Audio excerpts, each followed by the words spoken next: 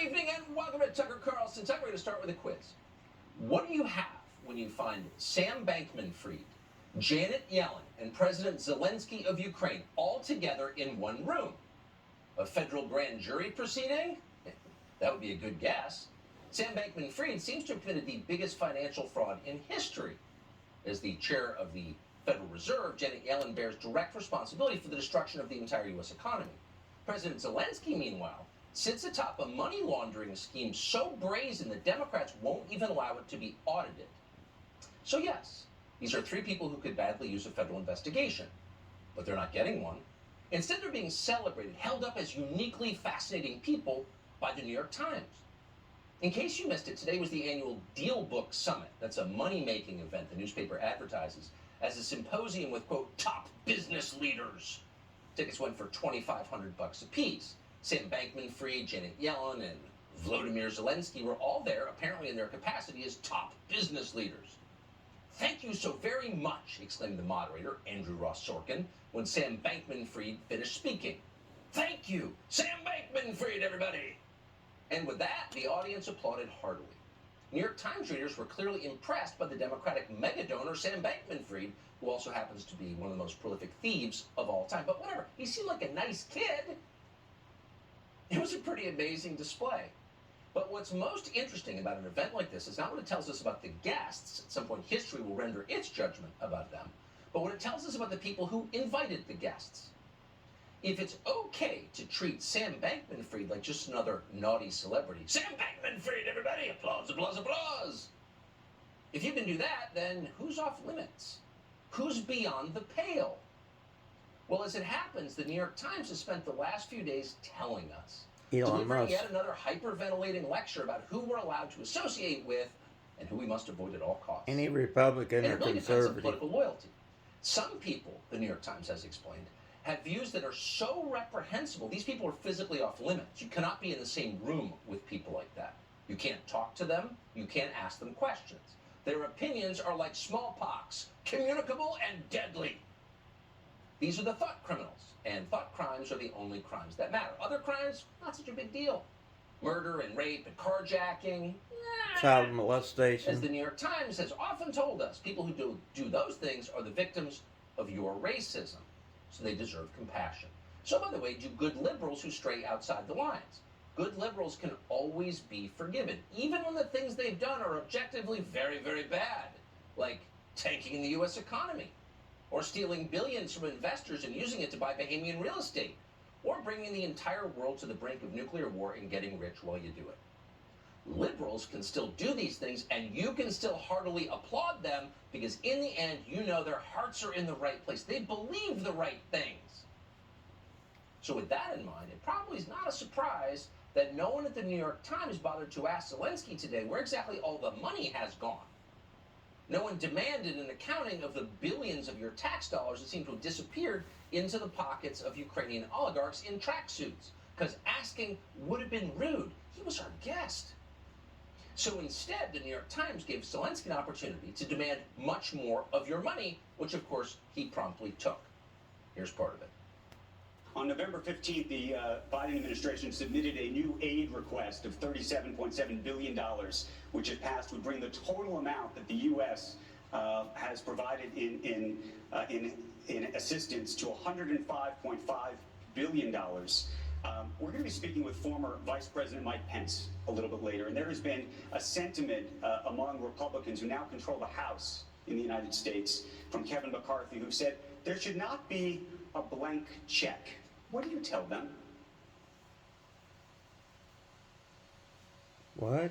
We are absolutely open, and we are thankful for the assistance.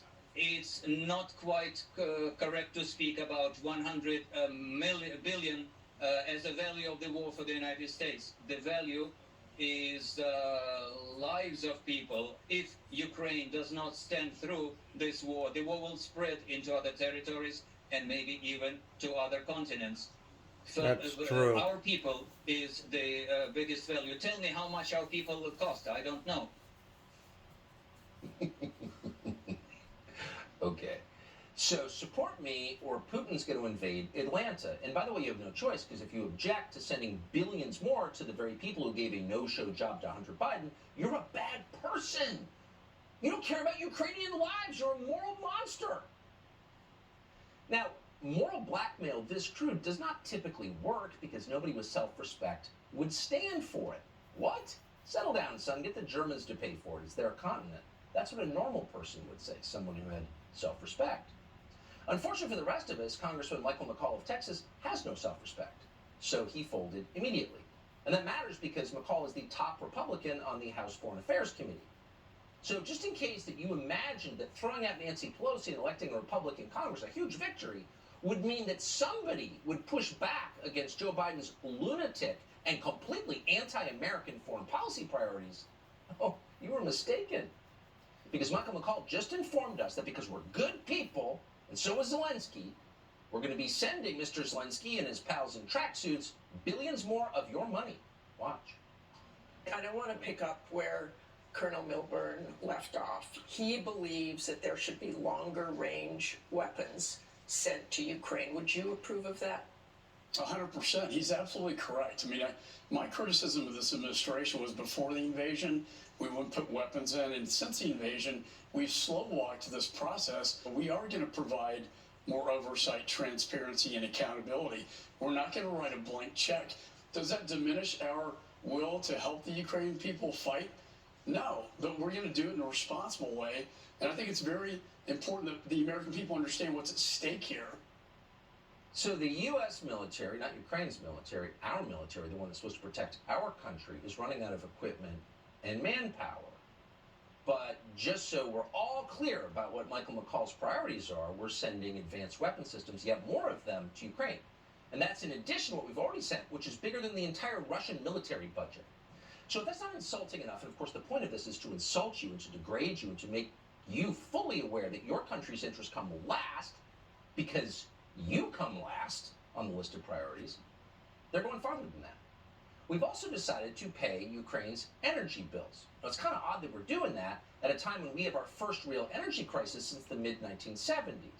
A manufactured crisis, but a crisis nevertheless. A crisis that is causing Americans to freeze in their homes because they can't afford heating oil. That means it's a perfect time to send energy to our friends in Ukraine and the whole region. Here's Tony Blinken.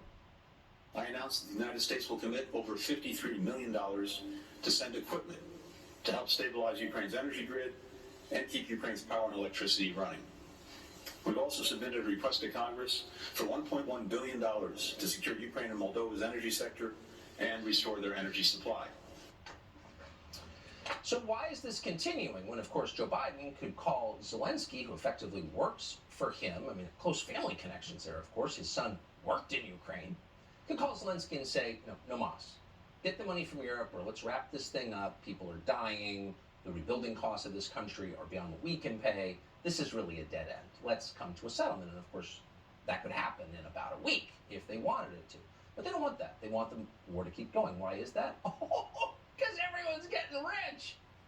And so the one thing you're not allowed to say is that, hey, maybe we should stop this war because, of course, the cash spigot would stop flowing. And that's why at the Deal Book Summit, the top business leader, Zelensky, in fact, he is really a top business leader if you want to be honest about it, went after Elon Musk because Elon Musk suggested maybe we should get a peace deal. Here he is. It seems that Elon began to change his opinion, and we began to hear all kinds of appeals. I don't know if somebody's making an influence on him or he's making those choices himself. I always say very openly, if you want to understand what Russia has done here, come to Ukraine and you will see this with your own eyes without any extra words. And after that, you will tell us how to end this war, who started it, and when we can end it. Oh, all perfectly reasonable. Can't have peace, send more billions. So what's interesting is that this last few days has been like the few days before that. There's been a lot of moral outrage in Washington about bad ideas. And of course, some ideas are bad on both sides, for sure. But ideas aren't criminal. Actions are criminal.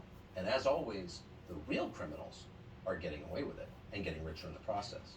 Pedro Gonzalez noticed all of this. Thank heaven, he's an editor at Chronicles. He joins us tonight. So, Pedro, I have no idea who you voted for. I assume you voted Republican, and a lot of people did, with the hope that someone would put the brakes on a foreign policy that clearly doesn't help the United States. In fact, hurts the United States and degrades the United States. And now we learn that it's full speed ahead. How did that happen? Well, Tucker, thanks for having me. That's a good question. It's one that Wanda McDaniel seems like she wants to figure out, which we presume is why she just formed a new GOP advisory council to inform the direction of the Republican Party. Right now, as you noted, that direction looks like helping Biden line the pockets of defense contractors and overseeing a massive wealth transfer from struggling Americans to one of the most corrupt countries in the world. Republicans like to complain about Biden weakening America, but the amount of war material that we're sending overseas to Ukraine has actually depleted our own arsenal. So guys like Kevin McCarthy and Mitch McConnell, Yeah, are they building who actually this new benefit one? from these things less politically, they're not selling Biden the rope with which America is hanging itself. They're gifting it to him for free and then adding a little bow on top. But what else are Republicans up to, right? Because again, it seems like they're committed to doing things that, unlike Democrats, they don't actually really benefit from any of this stuff. Their voters are so angry at them, right? So you ask yourself, well, they have to be doing something good, right? Well, we look at John Thune, the number 2 Republican in the Senate, and he's saying that going into this fight over the debt ceiling, their priority is going after Social Security and spending cuts, right? Because we have to save money and be fiscally responsible so that we can continue giving that money to Ukraine. Republicans are also helping Democrats push the Eagle Act, which amounts to a green card giveaway for these big tech companies they also often complain about in their fundraisers that will primarily advantage Indian and Chinese workers over Americans who at this point would be better off being Ukrainian, because maybe then Republicans would be answerable to them and explain to them and give them some help for once. I mean, if you're going to be a Republican, at least you can say, I'm for fiscal continence. I want to know where the money's gone. And yet, nobody is taking up Marjorie Taylor Greene on her offer/demand to audit where this money has gone. We don't know where the money has gone. Clearly, billions have been stolen, but Republicans don't want to know. How does that work? Yeah. Anyway, Pedro Gonzalez, I appreciate. They don't wanna know. No, they don't want to know. They don't want to know. And you wonder why. Thanks so much for coming on. Thank you. So Sam Bankman-Fried, as we just told you at some length, was the headliner. Sam Bankman-Fried, everybody! Applause, applause, applause. At the New York Times Deal Book Summit a few hours ago as a top business leader. Can't overstate how weird it was. At one point, Andrew Sorkin from the New York Times, who promoted Sam Bankman-Fried on television at length in previous months and years, asked how customers could learn to be safe online, as if Sam Bankman-Fried just didn't rip off his own customers. But the main takeaway from the whole thing is that Sam Bankman-Fried isn't stupid. He knows he's bulletproof. He knows the Democratic Party and the SEC and his friend Gary Gensler won't touch him. So watch Sam Bankman-Fried explain that actually he's not very worried about criminal charges. How concerned are you about criminal liability at this point? So I don't think that, obviously I don't personally think that I have, but I think the real answer is that's not, it sounds weird to say, but I think the real answer is that's not what I'm focusing on. Look, I've had a bad month. This has not been any time for me, but that's not what matters here. I've had a bad month. It's all about me and my personal journey, but being held accountable by regulators, the Justice Department, the U.S. Congress, these are my friends. I paid for them. Boy, if there's ever been a clear window into the deep corruption we really need to get rid of if we're going to return to representative democracy, it's that right there. So Sam Bankman-Fried seems so confident that he's untouchable that he admitted in public to commingling funds between FTX, his crypto exchange, and a separate company he controlled. That's the kind of thing that regulators would normally care about, but in this case, for some reason, didn't. Watch. FTX didn't have bank accounts. It didn't have any bank accounts globally. We were trying to get them. It took us a while, took us a few years. And there are customers who wanted to wire money to FTX. And so I think in the meantime, some of them were wiring money to Alameda Research to get credited on FTX. And I think that was a substantial sum. And I think that the FTX's internal accounting did correctly, effectively try to debit Alameda for those funds. You know, the New York Times is not a TV show, it's a newspaper. And when they want to find out about somebody, we can speak from firsthand experience, they put a whole bunch of reporters on the story for months. And they may interview the person they're writing about. They also interview a lot of other people. And they create a full account of what they claimed happened. They're not doing that with this guy. They're bringing him on to allow him to whitewash what he did.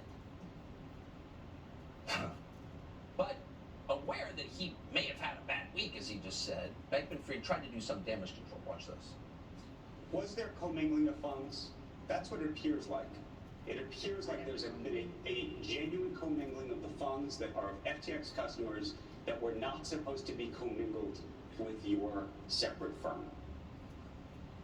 I didn't knowingly commingle funds. I wasn't trying to commingle funds.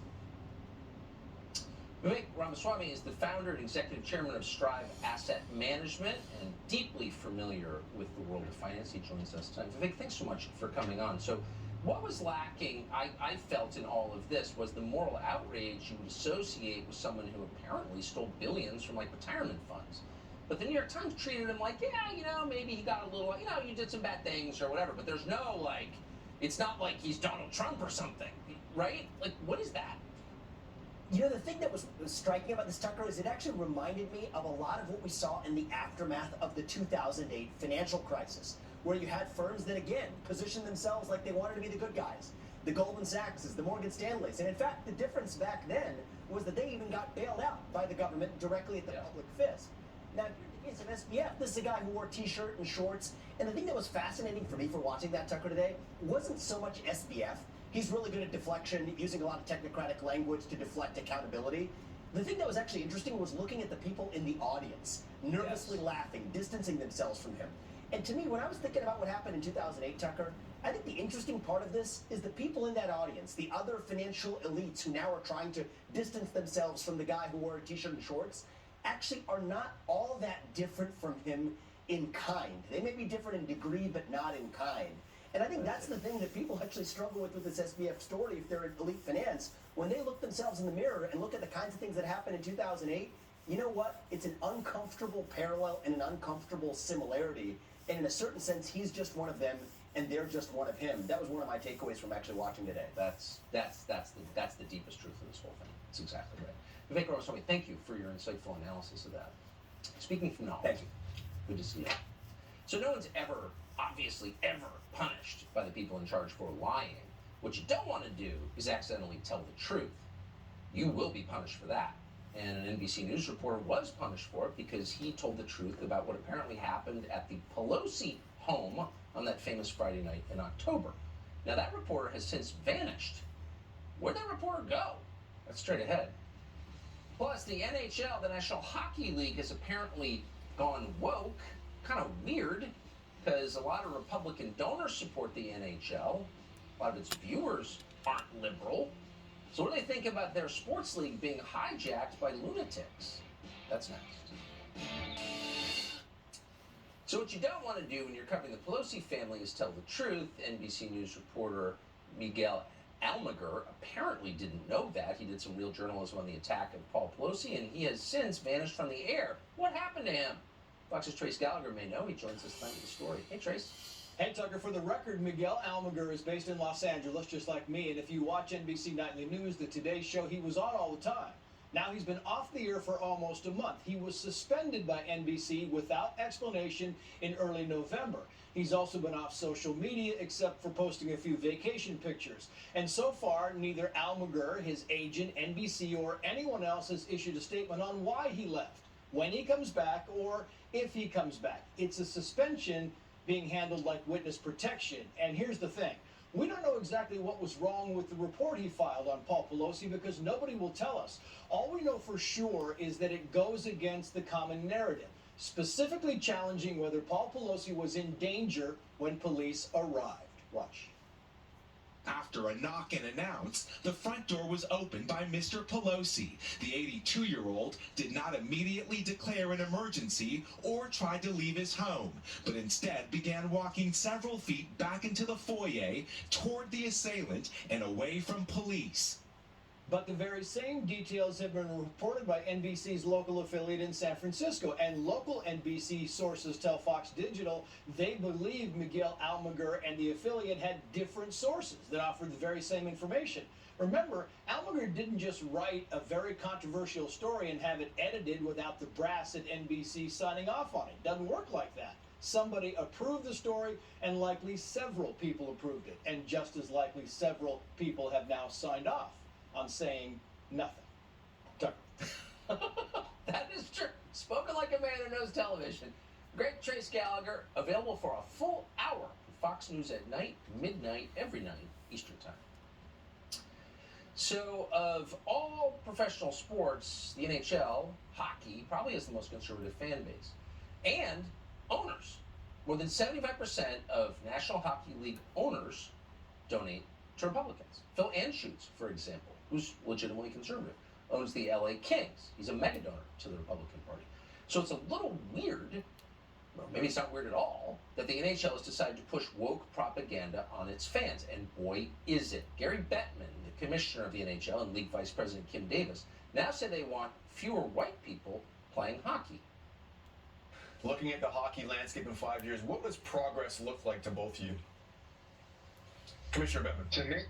To me, progress looks like that we become more reflective of the communities in which our teams play, that there are more black players of both sexes, players of color of both sexes, and that we are more diverse than we've been. 5 years from now, I want hockey to be on the lips of boys and girls of color, just the way, soccer and basketball and baseball is on their lips. Something that they see as accessible. So, attacking white people. Okay, I guess it's kind of common. You don't really notice it. It's totally immoral, by the way, but it happens a lot. And then they're getting even more esoteric. This is an actual tweet from the league, the NHL. Quote, trans women are women, trans men are men, non-binary identity is real. None of which is true, all of which is insane, but they just stated it like fact. So Theo Fleury is a hockey legend in Canada and the United States. He played in the league for a very long time, most of his life. He joins us tonight. Theo, thanks so much for coming on. What do you make of this? I mean, were race politics a big part of hockey when you were playing? No, God, no. I think the reason why we all gravitated towards hockey was first and foremost it was fun, and then secondly, there was no politics involved. We played this sport because we absolutely loved it. For me personally, it was an escape from what was going on in my home life at that time, and I fell head over heels in love with the sport, and I was really good at it, obviously, and pursued a career in this amazing game that we play. So clearly, political forces hijack professional sports as a way to brainwash the young men who watch professional sports. That's, of course, the entire point of it, strategic. But why does nobody push back? Like, no, you're not allowed to do this in professional hockey. It's about hockey. Back off. Why does nobody say that? Well, I think it's because we're so divided, Tucker, and deep down hockey players are, guys who are compassionate and empathetic, and it's just something that we don't want to get involved in, and it's an argument that we can't win, and so the reason why. It doesn't matter to us who plays the sport, whether you're transgender, gay, or whatever. The reason why we play the game and the reason why the game is so amazing and so great is it's for everybody, right? And the reason why we play the game is it's an escape from, what's going on in our lives. And Unfortunately, politics has no place in any sport, whether that's football, basketball, hockey, baseball. Politics should never be a part of any kind of sport whatsoever. Of course not. And by the way, if they were calling for affirmative action in the NBA, I would be totally opposed to that. But they never will. Theo Fleury, great to see you tonight. Thank you so much. Thank you, Tucker. So a few weeks ago, we introduced you to a pro-life Spider-Man who scales skyscrapers all over the country to call attention to his beliefs. He was just arrested. He's out of jail and free to join us, and he's going to next. Turns out when you degrade and demoralize an institution, as the Biden administration has, people don't really want to work there anymore. That's true of police departments, it's true of the U.S. military, it's also true of the Border Patrol. So as a result, the Border Patrol is running out of Border Patrol officers. So to fix the shortage, federal air marshals are now being redeployed to the southern border. Huh? But that's a problem because they're needed on airplanes. And dozens of marshals say they're not going. They don't want to leave flights vulnerable. Because why would they? It's their job to protect flights, not the border. Don't we have a military, by the way, for that? Sonia Labasco is a former Air Marshal and Executive Director of the Air Marshal National Council. She joins us tonight. Sonia, thanks so much for coming on. So why is the Biden administration trying to order air marshals to the border like we don't have a National Guard? Tucker, the bottom line is they're desperate. They do not want to declare a national emergency on the border, so they think they're secretly going to sneak air marshals off the planes and have us backfill those duties down on the border. And we're just not going to be quiet about it. We're going to come out. We're going to fight this. We don't think it's appropriate. You're If we suing looked at what people happened for on 9/11, look at our history. looking at Let's go somebody back. wrong. So 4 of course they aircraft don't were want to taken do in a that matter of job. moments. 2,977 people were murdered. 6,000 were injured in a matter of minutes. We're really going to supplement the Border Patrol and leave our aircraft open? I don't think so. Why not just hire more Border Patrol agents? I mean, isn't that what they do? It is what they do. You know, air marshals are not trained to do those duties. We don't transport. We don't go to hospitals. We're highly skilled. We're operating at 35,000 feet at a moment's notice. We may have to utilize deadly force. These jobs are easily backfilled with NGOs or contractors. I have no idea why they're trying to pull the air marshals out of the sky. And we're at the highest travel time of our year, the busiest season. Right. I mean, it might be just Like helpful idiots if that don't know what border they're state doing. governors sent their National Guard in to save the country from destruction. Like, there are other ways. Why is the Biden administration, sincere question, are they admitting that they're doing this? Is this happening in secret? Well, they are admitting that they're doing it, but they will not declare a national emergency. DHS Secretary Never. Mayorkas has put together a Southwest border plan to try They to let it be incorporate the air overrun. marshals into that plan Crazy. as part of TSA, but they're not declaring a national emergency on the border. They're saying the border's secure. We're saying it's not secure, and now you're making our skies unsecure. Yeah. Unbelievable. Thank you, Sonia, for bringing Of course, the attention news to this. media won't Appreciate report it. on it, No except idea. Thank you, Fox. Tucker. So a lot of people in America are pro-choice, but not everybody is signed up for the full pro-choice program. What does that mean exactly, pro-choice? Well, a number of states, including California, now have legal abortion up until the moment of birth. Who is for that? Not many people are actually for that, even pro-choice people. The moment of birth, really? That's murder, actually. And so to draw attention to it, a 23-year-old man called Mason Deschamps has decided to climb skyscrapers all over the country, free climbing, without a rope or a harness. He is pro-life Spider-Man. He scaled the New York Times building in New York, the Salesforce Tower in San Francisco, Cool. huge buildings. Yesterday, he climbed the 54-story Ritz-Carlton Tower in Los Angeles. Oh, dude. Man, all the blood just rushed out of my toes. From the top of the Ritz, Oh, I eye could level never with the do Lion that. Crown is Mason Deschamps, scaling the side of the building. He climbed the That just 54 make me floors feel- up in the heart of downtown LA with climbing chalk, Couldn't but take no that. rope, to take a stand once again. The 22-year-old is pro-life and left a sign on the side of the Ritz-Carlton in support. Oh, that'd be pro-life hard to take it Spider-Man was down. promptly arrested. The police accused him of suffering from a mental illness, but he's out of jail, thankfully, and joins us tonight. Mason Mental Deschamps, thanks so illness. much for coming on. Looking at those Because they pictures, don't like it. Are you afraid? I just have to ask the obvious question. That looked legit terrifying.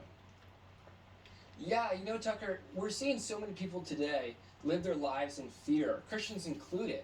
But we're not called to live our lives in fear. We're called to live our lives in faith. We know abortion is murder because at conception, these babies in the womb have their own unique DNA that is separate from the mother.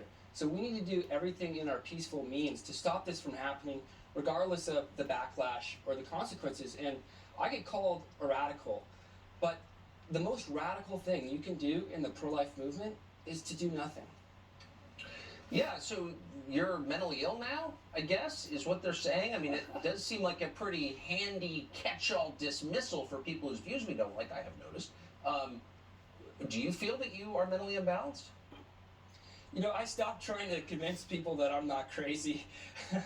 But, you know, I'm doing this to raise money for women who really need help, women that are in a crisis pregnancy. You're seeing states like California issue Proposition 1, which legalizes elective abortion up until birth. So I climb these buildings to raise money for an organization called Let Them Live and show these states what loving thy neighbor really means. It doesn't mean killing your child. It means supporting them through acts of charity and providing things like job counseling and help with their bills so they can get back on their feet. Well, that's kind of the point. I mean, again, you know, always trying to be open-minded. A lot of good people describe themselves as pro-choice. But if you really care about women, wouldn't you want to support women who don't want to have an abortion? Because presumably a lot who do have abortions probably would like another option, but they don't. Why don't more people support those options, I wonder? Well, I really do think that we have a culture of murder. I think that these people, they don't care about these women. They care about their agenda and what they're trying to push. They want less people. It's sort of a Thanos argument, you know, the less people on the earth, the less people that they have to show love to. Last question. How did you get arrested? Like, were they waiting for you at the top, and did they actually take you to jail? Yeah, you know, they always wait for me at the top, and I get to the top, and they're always slightly impressed. But I tell them what I'm doing, and this time I'm actually climbing to help a specific mother named Olivia, and we're trying to raise $50,000 to help her and other women who are in a crisis pregnancy at letthemlive.org. And so hopefully we can make that happen, and I accomplish the mission. Man, most of us should do the Thanksgiving turkey trot. We're not climbing the Salesforce Tower with no ropes. Pretty amazing. Don't fall. Mason Shump, great to see you. Thank you. Yeah, thank you. Yeah, you know, Tucker, the offer still stands if you want to come rock climbing. I'll be your rope gun. No way, man. But I admire you. No way, man. Yeah, thank you. So the Biden administration has been telling you all kinds of different contradictory things, but for a while they've been telling you have to get a COVID shot every year. But now the Biden administration's HHS secretary is telling you need to get a new shot every 2 months. Oh my goodness. Think about that. Can you imagine anything more irresponsible than that? Every 2 months. Okay. We've got the tail straight ahead. So, in order for people to believe the science, the people explaining the science have to be honest and consistent. Otherwise, no one thinks any of it is real. So it's important. And with that in mind, the Biden administration has been telling you for quite a while now that the COVID vaccine protects you for a full year. Well, that's not true. The vaccine does not, unfortunately, stop you from getting COVID. The majority of people who've died recently from COVID have been vaccinated. But they're still telling you to take it every year. But then suddenly, with no explanation, that recommendation has changed. The HHS Secretary, Javier Becerra, just made this announcement, quote, "If it's been over 2 months since your last dose, make a plan to get one now." In other words, you need to get a new COVID shot every 2 months, 6 times a year. Huh? Who thinks that's a good idea? Really? Well, Bill Clinton. He just tested positive for COVID, but despite that, he said he's, quote, grateful to be vaccinated and boosted. Because he'll say anything, as you know. Vince Colonnese is a radio show host in Washington. He joins us tonight. Vince, thanks so much for coming Maybe up. Bill Clinton ought to you look get at this it. and you think people are about to Vaccinate get every 2 very, months. very cynical about vaccines, about public health authorities, about healthcare in general, because the people in charge are so dishonest. Like, what's the cost of this? I know, it changes all the time. Every 2 months, I don't even change my air conditioning filter that frequently. No. That's like insane that they would do that. And remember how this started? Just think about the genesis of all this and why people don't trust Anthony Fauci or any of these people who are in charge. during the 2020 campaign, you had Kamala Harris and Joe Biden claiming that they wouldn't necessarily get the vaccine because it was developed under Donald Trump. They weren't sure if they would trust it. And then after the election was over, then they said, well, if you get the shot, you'll never get COVID. You're a brick wall. You'll stop that from getting anywhere, that virus. And now to the point where we're like, well, actually, you have to take it every 2 months. And notice, nearly 3 years into this, that they keep pushing you towards shots and never towards a treadmill. Like, the one thing that could actually stop COVID from killing people is if people lose weight. And they never talk about it. All they talk about is the thing that has made Pfizer and Moderna the richest they've ever been, which is all of these shots that the government keeps pushing with free advertising that Pfizer doesn't have to pay for. And by the way, as a result of that sweetheart deal, you'll never hear a side effect. You know, every other drug on television, you know, when you get like half the commercial, it's like, and the side effects include. You never get that for these shots because the government's got a great deal. They set it up with Pfizer and Moderna, and now they're pushing it every 2 months. So destructive of our society, I would say. I mean, honestly, you don't expect to believe politicians, but public health authorities, you need to trust them. But who could now? Vince Collins, I appreciate it. Great to see you. Thanks, Johnny. So the New York Times spent all day effectively defending Sam Bankman-Fried. Don't criticize him. But not just Sam Bankman-Fried, also kitty porn. For real. That's straight ahead. Over 100,000 Americans died last year from fentanyl. The Biden administration doesn't seem even to notice. But what makes it even more upsetting is that a lot of these were not fentanyl overdoses. These weren't drug addicts who took too much fentanyl. These are normal people who had no idea they were taking fentanyl and were killed by it. It's happened a lot in the state of Ohio. So it happened to a young woman, Lindsay Keenan, whose mother, we happen to know, Kim Evans, who came on the show to explain what exactly happened, because we think it's worth keeping track of this epidemic. This interview is part of the new episode of Tucker Carlson today. Here it is.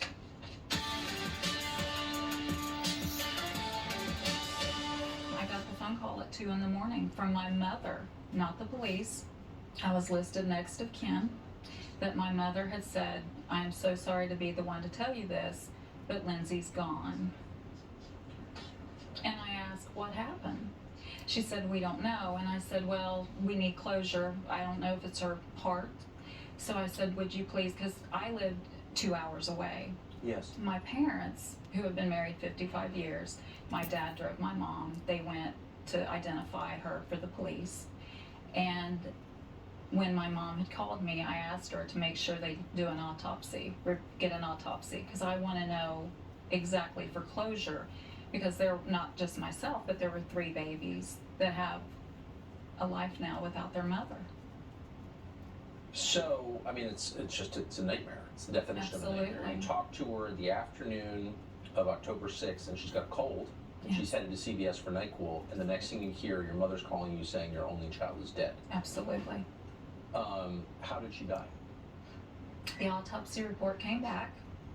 There was 3.5 milliliter of fentanyl and carfentanil in her system. Fentanyl and carfentanil as a mixture is flat out death. But like a lot of people who have died in the last year, she had no idea she was taking it. The full interview with Kim Evans is available right now on Fox Nation. So about 10 days ago, as you probably remember, images surfaced from a photo shoot done by the fashion house Balenciaga. And that shoot included images of a young girl holding a teddy bear in bondage gear. The ads, a separate set, also contained an image of a Supreme Court opinion striking down a law against child pornography, with the word sex visible. None of that was accidental.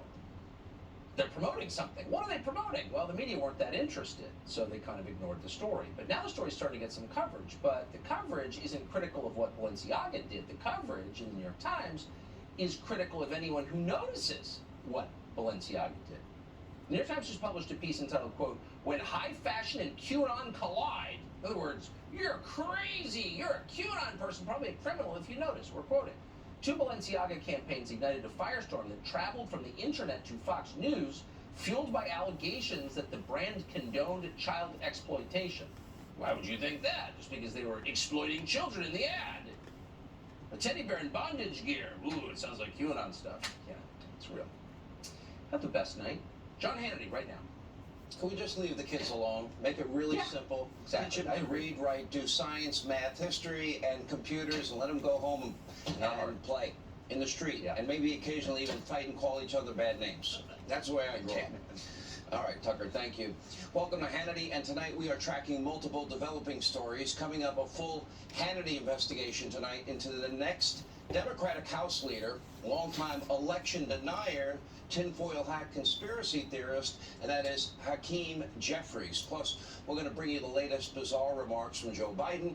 He has totally botched the rail worker labor negotiations that he told us he resolved, and later a troubling story out of California where the state's far-left government, get this, they have released thousands, let me repeat, thousands of dangerous convicted pedophiles back onto the streets after having served little jail time. But we begin tonight with something very unique to this great country of ours. I think the greatest country God gave man, and that is the United States of America. It's called freedom of speech. In China, Iran, many countries around the world, you can be killed or tortured if you express yourself honestly. Even democracies in Europe and Canada, they impose fines and jail time to those who voice or dare to voice opposition or opinions to their government, anything deemed offensive or unpopular. Now, leftists across the globe, they hate free speech. They always have, they always will. They believe that their own feelings are more important than your freedom. And sadly, the same is true of most Democrats right here in the U.S. But thankfully, because of our great Constitution, their authority is limited. Still, as the self-anointed gatekeepers of information, they have worked tirelessly to coordinate with big tech, the media mob, to hide opposing viewpoints from you, the American people. And for years, Twitter was probably the worst offender of this left-wing censorship campaign, as scores of, purple-haired moderators from San Francisco were cracking down on tweets that hurt their precious little feelings and went against their precious political beliefs.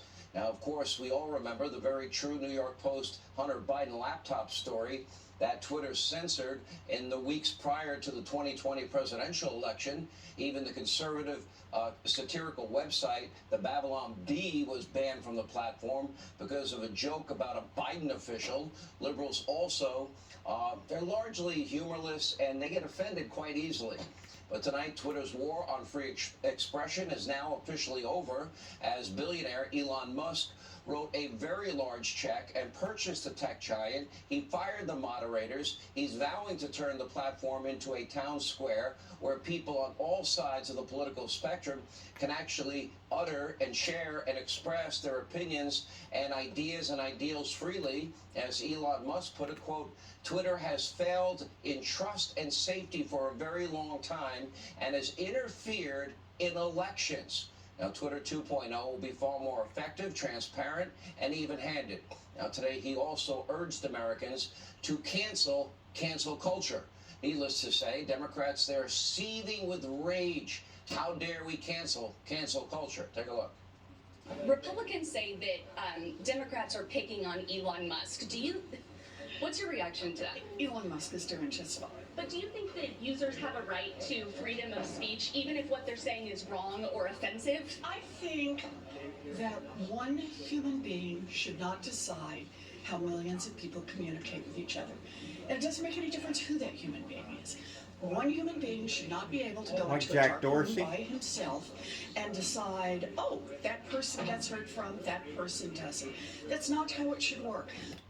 Well, they've been doing that. Elizabeth Warren had no problem when the site was unilaterally blocking Republicans, Exactly. censoring what was likely an election-changing story about the Biden family syndicate. And by the way, I'm not exactly sure that a person that faked her race for decades and pretended to be a Native American for financial gain should really be lecturing anybody about the integrity of content moderation. But it's not only Elizabeth Warren.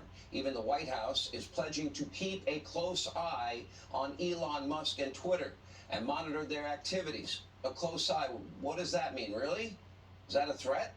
Either way, apparently it is news to the White House press secretary, who was incapable, unable, unwilling to answer basic questions from our very own Peter Doocy. Take a look. When are you guys going to delete the White House Twitter account?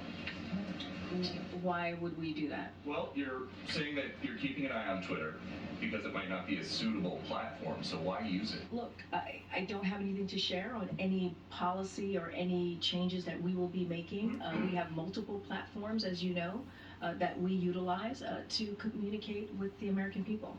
When you say that you're going to be monitoring some of the speech on there, if you see something that you don't like, would you try to shut Twitter down?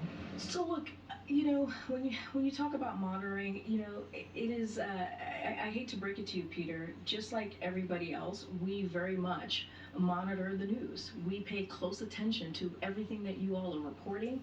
Actually, it's clear she's not monitoring the news that closely. Liberals have been loudly complaining about Elon Musk for weeks. Many, ironically, have been complaining about him on Twitter. Now, the chorus of complaints is so deafening that many Democrats, they're now calling for Apple and Google to remove Twitter from their app store, even though Apple CEO Tim Cook reiterated apparently earlier today that that's not going to happen with Apple, likely afraid that Musk will produce an alternative phone company. Now, the petulant little tyrants in Western Europe, they're also threatening to block Twitter if Elon Musk refuses to agree to their censorship demands. So is freedom really that scary to the left? Think about this. Nobody forces you to go on Twitter. Nobody forces you to read Twitter. Nobody forces you to have an account on Twitter. Nobody can force you to do anything with Twitter, ever. And that brings us back to the Hunter start his own phone company. I never thought about was that. Censored in the weeks before the 2020 presidential election. That's a good idea. Now, Twitter's ex-safety chief claims that their suppression of that New York Post article was a mistake. Why didn't he say it at the time? Of course, it wasn't a mistake, was it? Now, Twitter didn't know if the report was true or fake, and they didn't care. They, like other big social media giants, they wanted Trump to lose the election. They wanted Biden to win. So they censored the story, and the rest is now history. Exactly. Mission accomplished. The left doesn't care The FBI about the even truth. asked them They only to care about the block narrative it. and their power. They admit that Sunlight now. was always the best disinfectant, and that is precisely why they're so angry at Elon Musk. How dare he say it's going to be a free and open forum? Anyway, the White House can go ahead and keep their close eye on Elon Musk, but it won't matter because he is about to expose those Democrats for the left-wing freedom-hating tyrants that they really are. Here now with more. Ohio Congressman Jim Jordan, he's set to meet with the Apple CEO Tim Cook tomorrow.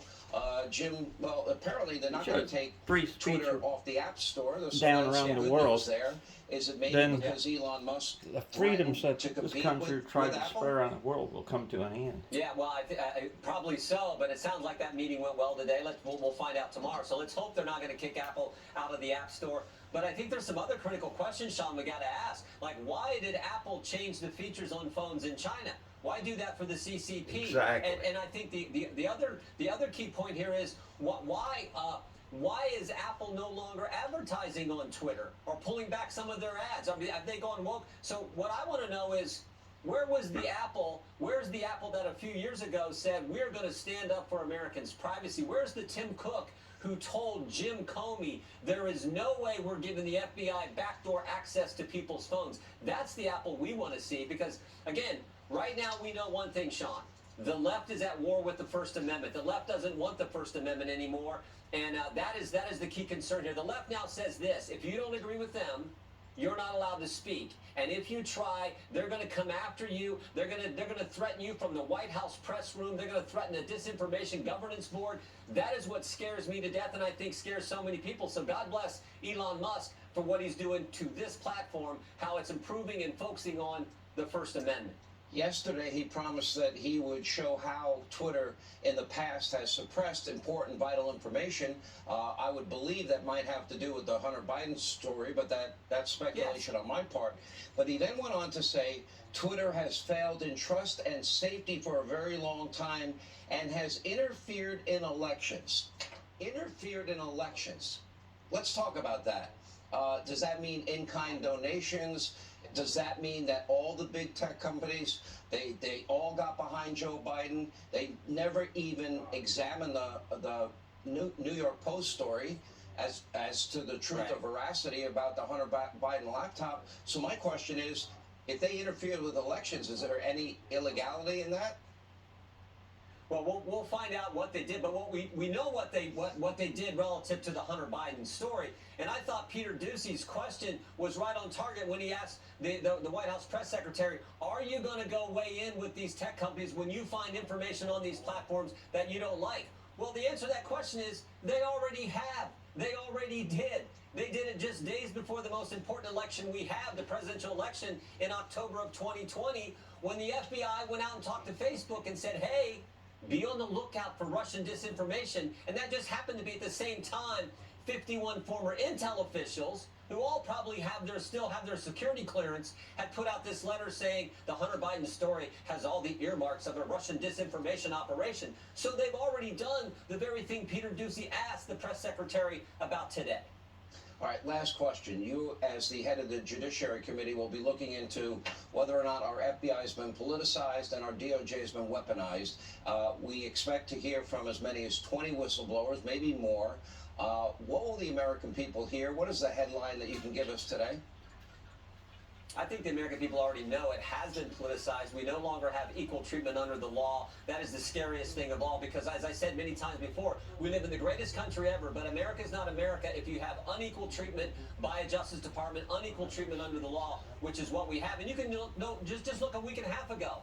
The guy they picked for special counsel, this guy is as political as they get. He was trying to prosecute Jack Smith when he was at the Justice Department, was looking for ways to prosecute the very people who had been wronged by Lois Lerner and Obama's IRS. That's the guy they put in charge of the special counsel investigation. So, and not to mention the countless number of whistleblowers who've come to us, Senator Grassley, Senator Johnson, and told us about how political that place is now running. Congressman Jim Jordan, thank you for being with us. It'll get interesting in January. Also breaking tonight, according to FoxNews.com, a Biden Commerce appointee was a longtime business partner of Hunter Biden. Now, these are the kinds of stories that the Biden administration would like censored by big tech and Twitter, etc. But let's not forget that this spring, the White House was attempting to set up a new Department of Government bureaucracy dedicated to working with the social media giants for the purpose of policing information. They called it the Disinformation Governance Board. Remember this? And they attempted to appoint that far-left lunatic singing supercalifragilisticexpialidocious, remember her? Nina Jackowitz, to be the board's disinformation czar. But after widespread outrage, Jackowitz resigned and the board was dissolved. Jackowitz. Now, she was also, has since registered as a foreign agent, is now gainfully employed by another country. So if you think this all seems incredibly creepy and repressive, you're not alone, and apparently it is even worse. Joining us now with more, Missouri Senator Josh Hawley. Senator, tell us what you're learning. It sounds Orwellian and chilling what they wanted to set up. It is, Sean, and what they've done is they've lied to us. They have treated the American people like fools. You know, the Secretary of Homeland Security, Alejandro Mayorkas, came before Congress and said, "Oh, the board never met. Don't worry, the board never met." Well, it turns out that's not true. They had a steering committee that was meeting for months, that was giving direction to other agencies of the government. We know they tried to set up a meeting with Twitter. We know that they were meeting with Facebook. We know that they were coordinating with liberal dark money groups. We've got the emails now where dark money groups from the left, these advocacy groups, are sending emails and instructions, memos, to this disinformation board and saying basically, here's what we think you ought to do, trying to influence their policy. It is the most unbelievable collusion that you can imagine, Sean, and they lied about all of it, and now they've said, oh, we're not doing it anymore. That's not true. What they're doing now is they've got all of these different agencies all across DHS, all across the FBI, other agencies of the government involved in this so-called disinformation, which is really censorship. Sean, so let me see if I got this right. And we're going to get the facts. They told you that they didn't meet by May, when in fact they started having meetings as early as February, and you now have the evidence that in fact they lied to you. Did they lie to you under oath? Yeah, exactly. What happened was Secretary Mayorkas came and said in response to me, Sean, he said, oh, don't worry, the board, it never met. Well, in fact, the emails that they turned over finally to me and Senator Grassley showed that they had a steering committee, which was the executive committee of the board, meeting in February. They met on a weekly basis, Sean. They were giving instructions to other members of the government. They were communicating with liberal dark money groups. They were setting up meetings with Facebook and Twitter. So it's simply not true that they weren't meeting or doing anything. Of course they were. This administration just lied about it over and over again because, Sean, they don't think they have to tell the truth. They don't believe in the First Amendment. What do we know about these dark money groups that funnel millions of dollars into Democratic advocacy groups? What do we know about it? Well, what we know is that these groups, and one major group in particular, was actually sending memos to this disinformation board, apparently advocating for policy, sending it to them. Remember, this board supposedly doesn't even exist yet, and here you have the liberal dark money groups know all about it. They are emailing policy memos to the group, to the disinformation board, and saying, here's what you ought to do. So you have this collusion between the liberal big money interests, between big tech. We know that the Disinformation Board was setting up a special arrangement with the big tech companies so that they could meet and coordinate their censorship. It's unbelievable stuff, Sean, and this administration has lied about it at every turn. They said they disbanded this disinformation group, and you have evidence to the contrary that that is not true. They lied again? Well, here's what they're doing, Sean. In fact, we know from a federal court lawsuit that is underway right now, a federal judge just ruled a few weeks ago that the Department of Homeland Security sits at the nerve center of federally directed censorship. That is a quote, at the nerve center of federally directed censorship. They have a whole operation, according to this judge, according to the facts presented in this case, and it involves DHS, it involves the FBI, it involves multiple other agencies that are using their power to track Americans, to conduct domestic censorship. Sean, I think it's illegal, I think it's unconstitutional, and we've got to get to the bottom of it and stop it. I think this is the first time they will be held in check and held accountable. Senator Hannity, great job. Thanks for sharing that with us. Attorney General to do anything. No. By the way, poor parents, they go to a school board meeting, they speak out about age-appropriate material being taught their kids, and they, of course, are going to be investigated. Anyway, let's get to the bottom of that. Now, also tonight, while Democrats are freaking out over Twitter, well, many are ignoring the true threat that is posed by TikTok. Now, keep in mind, TikTok is a Chinese-owned Democrats, app Republicans. that poses They don't care about real people security threat suffering over in China. World. Now, 2 years ago, then Or in President our Trump, country. he attempted to ban TikTok, citing spyware concerns, and he warned the American people against downloading the app. Now, even one top Democrat is admitting President Trump was right about this from the get-go. He's been right about a lot of stuff. Look, it can't be controlled for security reasons by China. Too big, too invasive, and it can't be. I think Donald Trump was right. I mean, TikTok is an enormous threat. Here with reaction, someone who just banned TikTok from state agencies. South Dakota Governor Kristi Noem is with us. Governor, good to see you. Thank you. Tell us exactly what you're banning and who is part of the ban, in the sense all state agencies, any contractors, right? Yes, Sean, yesterday I signed an executive order that would ban downloading the TikTok app or accessing it from any state device. It's off our networks. It's blocked off of our servers. Any state employee, anybody who contracts with the state of South Dakota, anybody who uses any of our systems no longer will be able to download or utilize this app because of the national security threat that it is. It will be a criminal offense if they do, because of the threat and the access to personal information that it would jeopardize. So it's important that we take action to protect the people of South Dakota. You're talking a lot tonight about Twitter and what Elon Musk is uncovering with Twitter. That's an American-owned company. You look at how they have manipulated algorithms and think about how China has manipulated the algorithms to spy on the American people. What about Google? Don't forget Google and Apple. It's so much worse, and they're our enemy. They hate us. This is why it's so important that other elected officials take action as well. Google and Apple are terrible. You said that South Dakota will have no part in the intelligence gathering operations of nations that hate us. You said the Chinese Communist Party is using the information that it's gathering from TikTok to manipulate the American people and gather data of the devices that access their platform. My question is, how do we know that's true, and how deep does it go? For example, if somebody were to send me a TikTok and I click on it, I don't have it on my phone, would they have access to information on my phone right now because did I click on it? we are uncovering more and more all the time that yes, they are using that data, that they are using and even could possibly be able to go back and utilize what buttons you pushed on your phone, your passwords you used to access your bank accounts. All of that information the Chinese government, the CCP, is collecting and using to spy on the American people, to manipulate their algorithms, to gather information about us because they hate us and they have a long-term agenda to destroy the United States of America. Listen, we know the threat that China has been for decades and decades. They've manipulated their currency, stolen our IP, built up their military, threatened us, and attacked our allies. We know what their agenda is. We have to recognize that they're using this app to gather more and more information from American citizens that they can use to harm us in the future. Using that. Now, we've known about their I won't unfair use trade it. I haven't practices used and it. intellectual property theft when it comes to the Chinese. It maybe you can defaulted on explain my this to me phone. because I've it doesn't never make any seen it. sense to me. We have discovered that the Communist Chinese, through different LLCs, different groups, that they have been buying up American farmland and American ranch land, and often they're Democrats and buying Biden just it next let to them. locations that have military installations. Now, Sensitive we would not be areas allowed with to buy military. up land in China.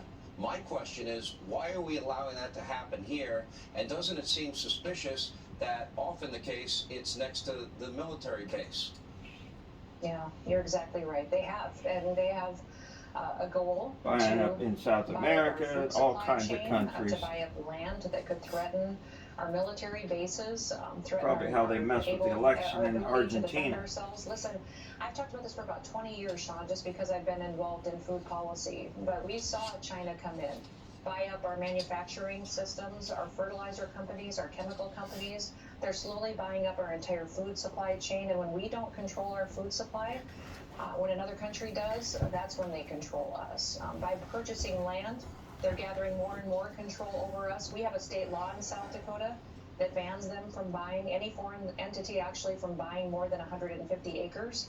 We're going to be addressing that again in January, though, in our legislative session, because I don't believe we should allow them to purchase any land or have long-term leases because of the threat that they face. They threaten to the United States. You're describing a real national security threat. Why isn't Joe Biden leading the effort and banning it nationwide? Well, he's not leading on anything, Sean. I mean, that's the real problem we have in America today. Our president He doesn't know is today's Wednesday. weak and non-existent. He thinks Yeah, it's you're Sunday. right. I mean, he does, he probably does.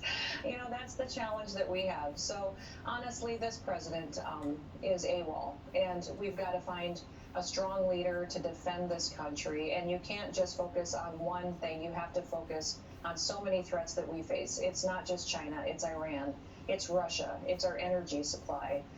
They are trying to weaken the United States of America by coming after us on the things that every single family in this country needs to get through a day. And that's why we need to have better leadership and why Joe Biden is such a freaking disaster. Yeah, well, Governor, thanks for being with us. Thanks for what you do, and I hope other governors follow as well. It would be nice if Biden and the administration did, but I'm not holding my breath. Thank you for being here. All right, coming up, Biden delivered yet another rambling, gaffe-filled speech earlier today. We've got the lowlights. Also, the latest on the potential rail strike and what it will mean for the economy. And believe it or not, out in California, they're letting out pedophiles after serving next to no time in jail at all. All right, your President Joe Biden is once again living in economic denial tonight, claiming no one has ever done as much as president as he has done. Well, maybe in terms of damage. Take a look. Thank you for your partnership. And I'm sure I'll make mistakes, but you know me. Don't hesitate to correct me when I make it. Yeah, I know right. you won't hesitate. But I really mean it. I Oh, you really really mean mean it. Well, I tell you what, no one's ever done as much as president as this administration's doing. Period. I am committed. As my grandfather Finnegan would say, that's the Irish of it. All right, Joe did not stop there. Then he wondered if Jill, his wife, would ever come home because she loves being on tribal land so much. Take a look. In fact, last year, Jill, my wife, traveled with Deb to the Cherokee Immersion School in Oklahoma. The Cherokee Nation used part of this funding to start building a second school and revitalize the use of the Cherokee language. By the way, she spent a lot of time on other reservations, other nations as well. I'm worried she's not going to come home one of these days when she goes. You think I'm joking? I'm telling you. If I hear more about the Navajos than I hear about me, y'all think I'm kidding. No, we don't think you're kidding. All right, now, meanwhile, in Washington, Biden is calling on Congress to pass legislation to avert a major rail strike that would further cripple the economy. Now, the House earlier today passed a bill to force the rail workers back to work, but it is still facing major hurdles in the U.S. Senate. All right, joining us now, economist Steve Moore, Fox News contributor Charlie Hurt. So, Steve, we've gone over these numbers. The Biden inflation is costing the average household $7,200 a year. We're going back to record high gas prices. We'll have record heating prices this winter. He says he's not going to change a thing, and he is adhering to this policy of no domestic energy production, but he's willing to go to a murdering dictator, Thug Maduro, in Venezuela and make that country rich. And it's not even a leader that this country recognizes as a legitimate leader. Can you explain that to me?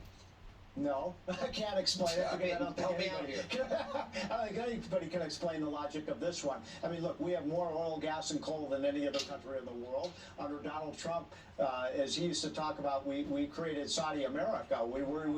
Don't forget, when he left office, Sean, the United States was the top producer of energy in the world. We didn't have to worry about OPEC. We didn't have to worry about Saudi Arabia or Russia or countries like Venezuela. Now you've got a president who just, what was it, a couple of weeks ago said we're gonna stop the drilling in America, and yet then 2 weeks later, Sean, he says, oh, but we are going to allow drilling in Venezuela. So let me get this straight. We're going to get our oil and gas and coal from China, from Russia, from Venezuela, from Iran, but we can't get it from Texas, we can't get it from North Dakota, Alaska, West Virginia. No, I can't explain that. It's not putting America first, as Trump did, it's putting America last. Can you explain, Charlie Hurt? A lot of Americans are fine with strike that. had been averted because of Joe's involvement, and now we're back to it, and now he's asking Congress to fix it, but he was claiming that he was the most pro-union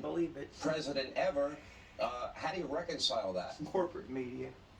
Yeah, no, it's a giant lie, and of course the only reason we're talking about it right now is because the media was all too happy to cover up the fact that Joe Biden had done nothing to resolve the situation with the rail workers before the election, but they just had to keep it under wraps long enough to get us through the election. Now that the election is over, suddenly the media is willing to state and talk about the obvious, which is we still have a pending strike, and you have the occupant of the White House who now claims to be the most pro-worker, pro-union president we've ever had, and yet he is getting ready to force these workers to go back to work. And I'm not disputing whether what's the right approach here, but he can't have it both ways. The way the media is all too happy to allow him. But the one thing I got to give him credit for, he is correct. No president has done more than Joe Biden has done in the first 2 years of his administration. He opened our southern border. He destroyed our energy independence. He doubled the price of gasoline in this country. He had a disastrous withdrawal from Afghanistan. He allowed Vladimir Putin to invade Ukraine, and he's ushered in 8% inflation. And the baby formula catastrophe. Maybe he said the one true thing. Nobody has done anything like this in history. And now he's about to have a shutdown on the railroad. If you look at the deal that's on the table for the rail workers, they're going to get a 24% pay increase, and on average, most who gets that kind of raise? Get about an $11,000 bonus. I got a that doesn't sound like a 3% raise. deal I thought to I was me. doing great. Well, this is a fiasco. I mean, this is a total fiasco, an egg on the face of this White House. This has been, we've known about this issue for 6 months, that this strike might occur. And we can't have our rail workers going on strike. It would cause, all sorts of problems for the American economy. And yet, remember 2 or 3 weeks before the election, I don't know if you remember this, Sean, the president had a press conference in the Rose Garden at the White House declaring victory on this. I've solved the problem. Mission accomplished. He took a victory lap. Of course, it was only to punt the thing past the election. Then we get past the election. He can't solve the problem, and now he's punting it to Congress. Sure, that's not presidential leadership. That's not what a president does. Okay. The reason these workers are so angry, frankly, is when you've had 15% inflation since Biden came into office. So workers are agitated because their paychecks are shrinking, Sean. Well, Charlie, what happens if we get a situation where they pass a law and rail workers decide not to go back to work? Will they do what Ronald Reagan did with the air traffic controllers? Will they fire them? Will Joe Biden fire the union he workers? would have the guts and what to would do that that. do to the Democratic Party's He'd relationship? let them strike and with shut down the unions? country. It's a great question. On the face of it, I would say that I don't think that Joe Biden would do anything that's going to put America first. No. So that's the first question. He'll let America Would he suffer. do anything to protect his power, to protect Democrats in Congress? Yeah, I think that he would do anything. And the other thing that I think That is means important to let our remember with these country rail go down the workers is drain? if these rail He'll workers let who it. make over on average over $100,000 a year are in such pain because of this inflation that they're talking about doing a lockout and shutting down our railways. Imagine what all the other workers who in this country, most of whom make below $100,000 a year. Imagine how much agony they're way in right now. below. And the only difference is they don't have the power to get the attention. But at the end of the day, though, probably we, the taxpayers, will kick in every time someone gets on Amtrak. We pay for that service in part.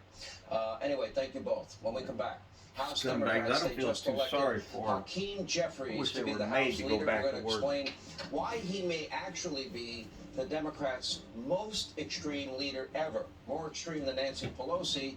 And then we'll tell you about a story out in California. Why are they releasing convicted pedophiles by the thousands after serving little jail time? It's happening. We'll tell you about it straight ahead. Convicted pedophiles. I was just going to record the monologue of his thing and cut it off. Didn't mean to record the whole show. All right, so now with Nancy Pelosi leaving the House leadership, Democrats may have actually found someone even more radical, more extreme to lead their caucus, now picking far-left progressive from New York, Hakeem Jeffries, to be the House minority leader. Now, Jeffries' record is filled with really extreme forms of far-left lunacy. For example, he repeatedly denied that Donald Trump was a legitimately elected president.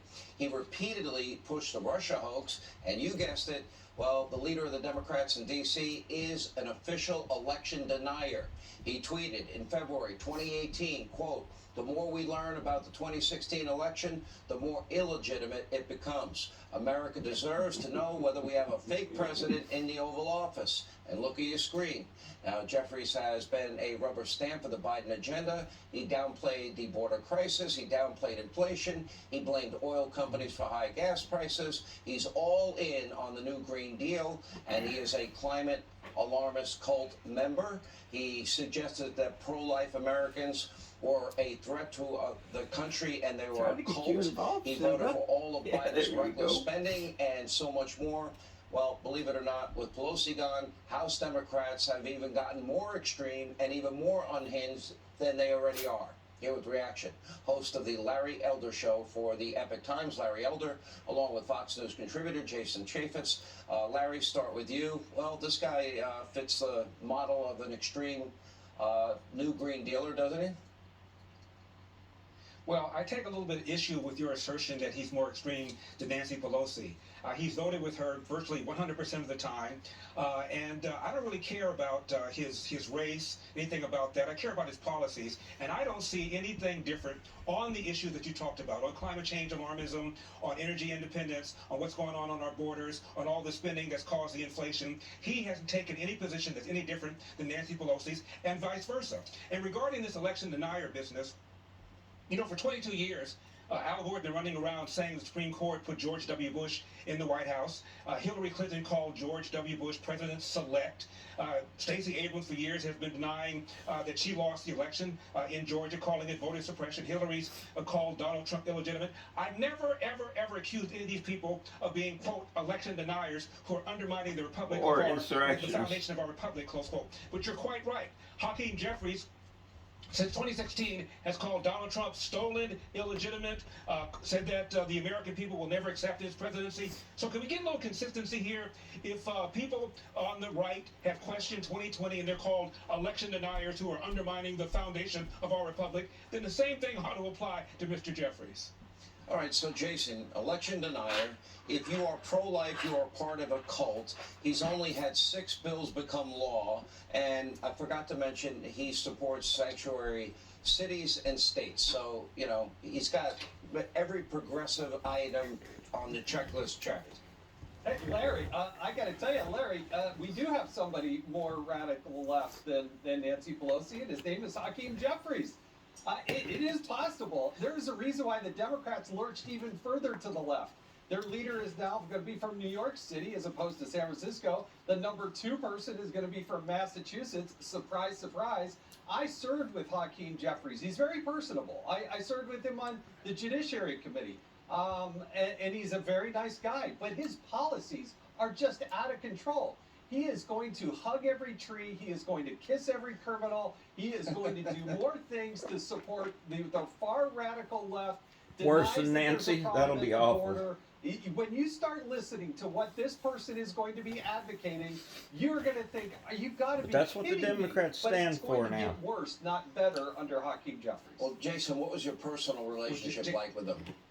No, very nice with him. He's a super nice guy. The kind of guy you'd love to hang out with. But then when he actually start talking about policy, you're looking at him like, do you live in the same country that I live in?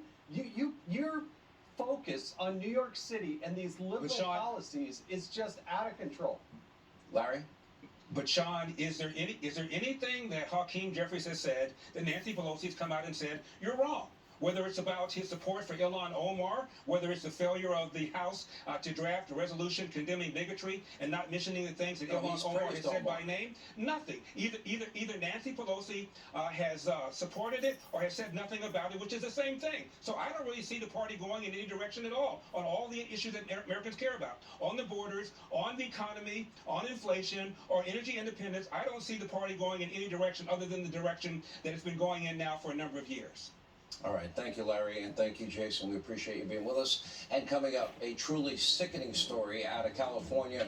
They're now letting out thousands of pedophiles, convicted pedophiles, out of jail after serving less than a year behind bars. The reporter that broke that story will join us. Wait till you hear these details coming up straight ahead. All right, yet another troubling story out of liberal California tonight, where an investigation from the Daily Mail finds that thousands of convicted pedophiles are being released from prison after serving less than a year in jail for crimes including rape and child abuse. Now, according to the findings, the California's Megan Law database, they have over 7,000 sex offenders convicted of lewd acts with a child under 14 years of age. Under 14. But were let out So it's not like a 17-year-old and an 18-year-old. They were put in prison. And just the latest example of how far-left policies on crime are coddling criminals and abandoning their victims. Now, we did ask Governor Gavin Newsom for comment, and here's what his team sent us. 5 years old or 6 years there old, seems and to they're be letting a them lack go. of understanding, he goes on, of the role of the state versus the role of local prosecutors and judges. Like in many other states, in California, the authority to charge, prosecute, and sentence people who have committed sex offenses is left to the DAs and the judges at the local level. Well, Gavin, there seems to be a lack of Evidently, they don't see that as understanding being from a very you bad crime. as governor of California of what it means to be a leader, because this is happening in your state. Then we went to the California Attorney General's office. They gave us a statement. They said, as with other states, the vast majority of prosecutions of sex offenders are generally handled at the local level, and claim they were not involved in the underlying cases. Okay, passing the buck. Ask yourself, where's the outrage? Instead of deflecting all this blame, how about Gavin Newsom and others step up and take steps to make sure this doesn't ever happen again? Here with more, Daily Mail reporter Josh Boswell is with us. Josh, let me look at this. 7,000 convicted sex offenders of lewd or lascivious acts with a child under 14, they were let out of prison the same year they're incarcerated. That's 7,000. How do you possibly explain that? I was struggling to explain it when I saw that figure come out of the data here, and you know, it's no surprise that the California Department of Justice were refusing to hand over this data to me. I had to write some code to pull it off their website myself, because this is pretty embarrassing and it's pretty shocking. These are not minor offenses. These are really serious offenses that are going to ruin those victims' lives, those children's lives. And according to the Megan's Law data, it's saying that these people were put into prison and then came out the same year. I mean, some examples that I've seen in the database are of people who've spent 2 years in jail, 2 days, sorry, just 2 days in jail for a extremely serious offense. Got people spending 3 months in a medical facility and then being let out on probation. I mean, these are incredibly short jail or prison times for incredibly serious offenses. 365 pedophiles convicted of continuous sexual abuse of a child, spending less than a year in prison, 39 cases of sodomy with kids under 16, 3 cases of kidnapping a child under 14 with the intent for these lewd acts, etc. And this is happening to thousands of convicted pedophiles. What is this, the Pedophile Protection Act? Is this like a sanctuary city, a pedophile sanctuary state? Well, you know, I asked prosecutors what they thought about this, and they were pretty shocked seeing those statistics in the round for the whole state. But they were saying that, you know, they have pushed to try and always get the maximum sentences. But the problem is happening somewhere after that point. You know, these pedophiles are convicted, but then there seem to be a bunch of policies about letting out non-violent criminals to try and reduce the prison population. But it seems like some of these pedophiles are there in amongst those people who are let out early, and you're getting these people serving incredibly short sentences. What did you think of Gavin Newsom's statement? There seems to be a lack of understanding about what the governor's role is here. How about the governor speak out? How about the governor lead an initiative to make sure this never happens again? Why the cavalier attitude by Governor Newsom? Yeah, absolutely. And I put this question to him today, and I haven't had a response back from his office yet. It really does seem I'll tell you like why, you're not going to get one. Because he's gutless, he's a coward, and he thinks he's going to be president one day. I mean, he really, you know, should be taking this issue up here. This is something for the whole of California. This is not just individual DAs, not just individual courts. This is the whole state, and it's an issue for all of them. It shocks the conscience. I got to give you credit for exposing it. I hope by doing so that we get some action and we protect these kids, because we know the recidivism rate is through the roof with pedophiles. So anyway, thank you, Josh Boswell. Appreciate it.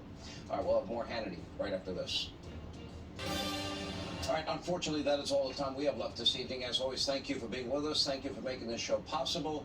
We hope you will set your DVR so you never, ever, ever miss an episode of Hannity. Don't forget, for news anytime, all the time, every time, it's foxnews.com, Hannity.com.